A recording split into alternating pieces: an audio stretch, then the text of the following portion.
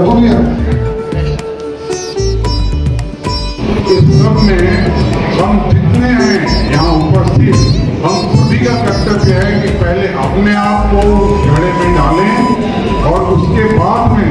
हम एक भारतीय जनता पार्टी सदस्यता पर्व आरंभ होती जो मैंने भारतीय जनता पार्टी सदस्यता नेबाई चाहूँगी मोर राष्ट्रीय सभापति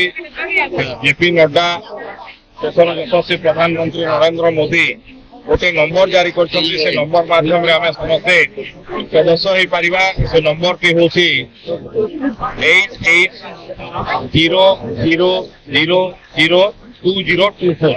88402024 नंबर डायल करके भारतीय जनता पार्टी प्राथमिक सदस्य हो पार। आज से क्रम में आम 19 नंबर वार्ड 71 नंबर बूथ और 72 नंबर बूथ अनेक पुराणा कार्यकर्ता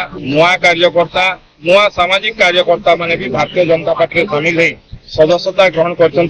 स्वागत कर कार्यक्रम आम सब बूथ रे सब वार्ड रे सब 257 बूथ रे सबुठी नुआ नुआ सदस्य भी जुड़े जो मैंने आगु भी सदस्य होती भी पुणी थे सदस्यता होगापी पड़ो अनेक नुआ लोक भी जोड़ी।